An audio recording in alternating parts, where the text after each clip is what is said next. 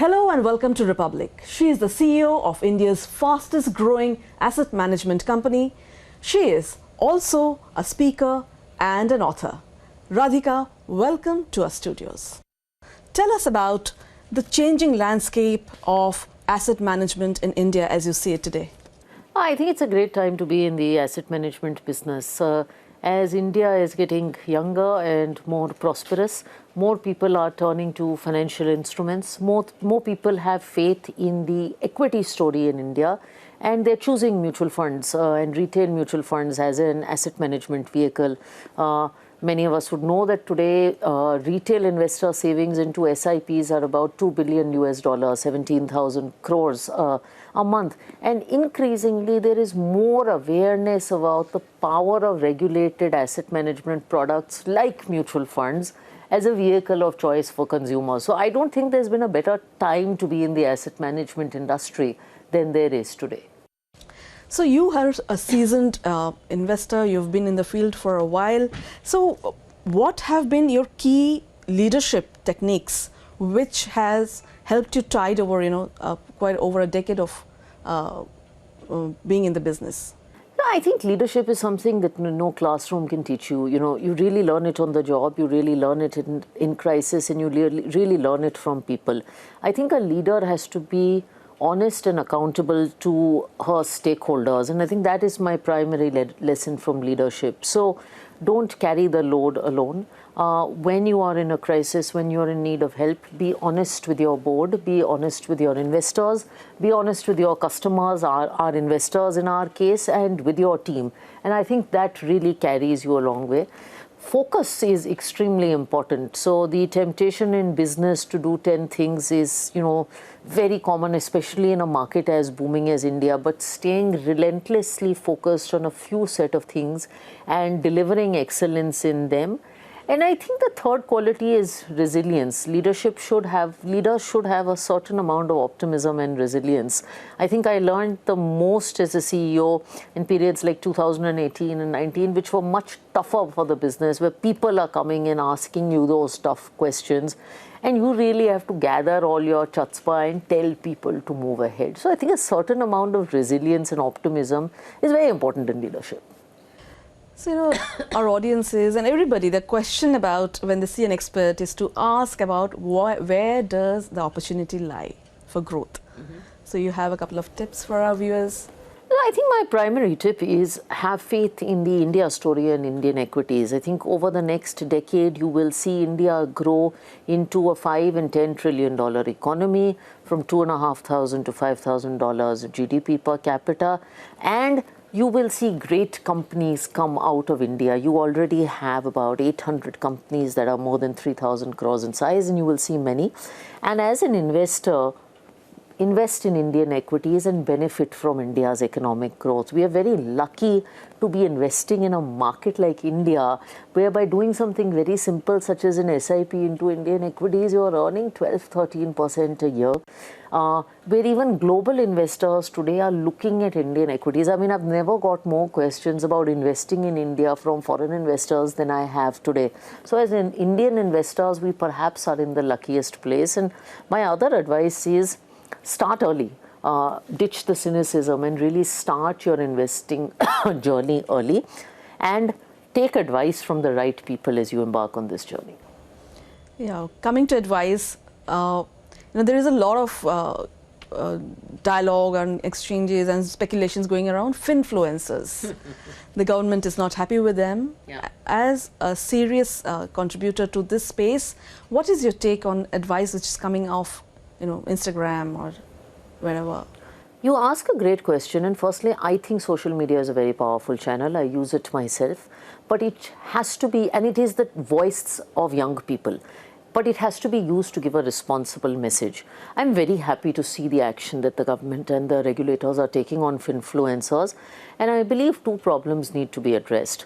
One is, as far as financial advice, it's not like selling lipstick. It is serious business, and it needs to be given by people who are qualified. Nobody can go out there and give medical advice for free, and the same is true. So you can't be taking advice from a random person. Anyone who gives financial advice has to be registered, has to be regulated, has to be qualified to do it. The second is, when you're receiving advice from someone, you should know why they're giving you that advice and what the incentives behind that advice are. And if we can make sure these two things are disclosed and social media is used to give good messages about having right expectations, being a long-term investor, very good. But social media used to give wrong, sensational messages and lure people into quick get-rich schemes, that I have a problem with.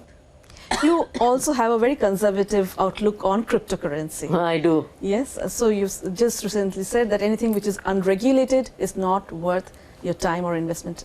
If you can elaborate on that. So it's very simple. I believe any investor should invest in an asset class that is regulated by the government and where you have a recourse if something goes wrong. India has seen so many equivalents of chit funds and scams and XYZ where crores of investors have lost money just by investing in something unregulated. If your government has not regulated it, it's not for you, because one day there's going to be a problem and you will have an issue. And this is not something I'm saying today. This is something I've been saying in the context of cryptocurrency for the last couple of years. Thankfully, and by the way, India has got 10 or had at some point 10 crore cryptocurrency users. We have 4 crore mutual fund investors, to put this into perspective. So it is a problem. I'm glad over the last year some of this has been addressed in the conversation from the government on tax and regulation in cryptocurrency. And I think some of the recent global events around Binance and FTX just underscore what I wrote. Really, yes. So, even as we speak, small caps is sort of grabbing all the headlines. Do you think this outperformance is going to last, or is just a ripple effect of how the markets are performing in general? So I think small caps are a little misunderstood. In 1998, about 25 years ago, our market was very small and there were a limited section of meaningful companies. The average market cap of a large cap company was 3,000-4,000 crores. Today, as I said, you have 800 companies with a market cap above 3,000 crores. A small cap company on average has a market cap of 12,000 crores. So this belief that mid and small cap companies are small, untested business models that are poor corporate governance is a myth. In fact, in many sectors like diagnostics, chemicals, capital goods, your market leaders are in the mid and small cap space. So I think, one, we have to change the lens.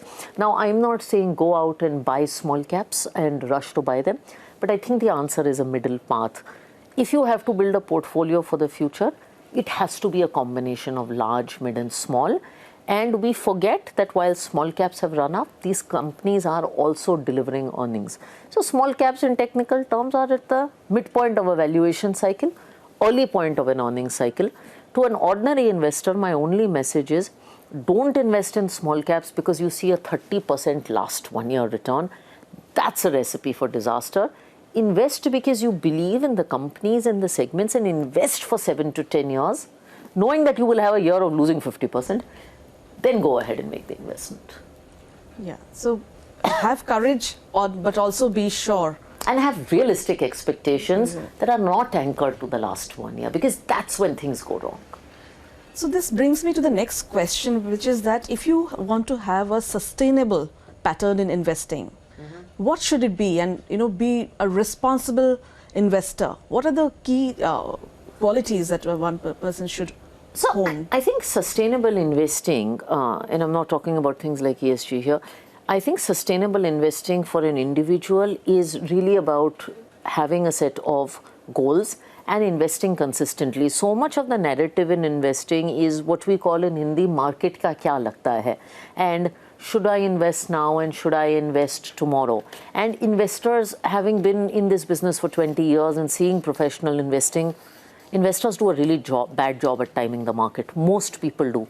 The easiest approach is to automate decision making. One of the reasons I think SIPs are so good is because every month you get a salary, and just like you pay tax, investment is also a tax. You just decide to go ahead and invest, and it is a habit, and it's a habit that is repeatable and automatic, and you don't wake up every morning and think, market ka kya lagta hai? So I think sustainable investing is about habits, and it's about goals.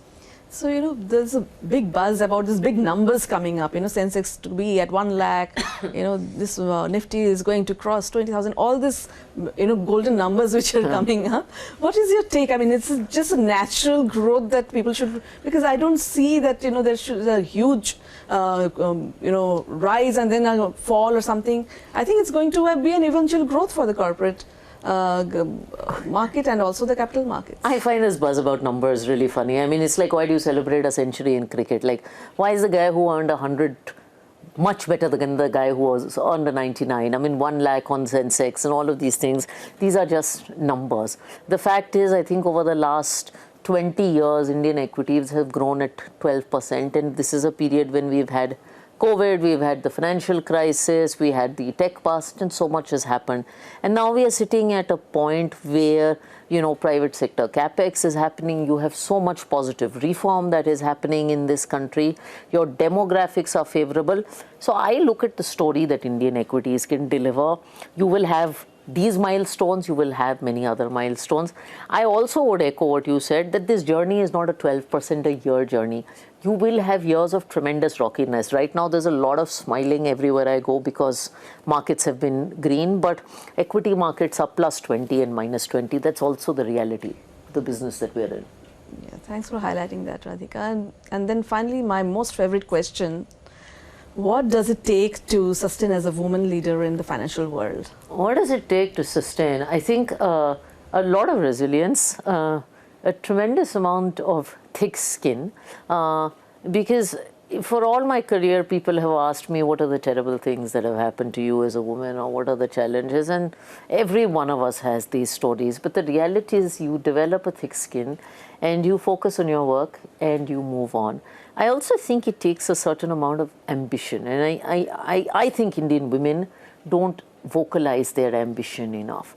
It takes you to tell yourself that I can do this and do it really well, and to ask for those big opportunities that often your male colleagues are very good at asking for, and say, if there's an opportunity, I want to do it and I can damn do it well. So it takes a certain amount of ambition and asking, and then putting your head down and working and believing that kuch to log kahenge, logon ka kaam hai kehna. As long as they're talking about you, you must be doing something good.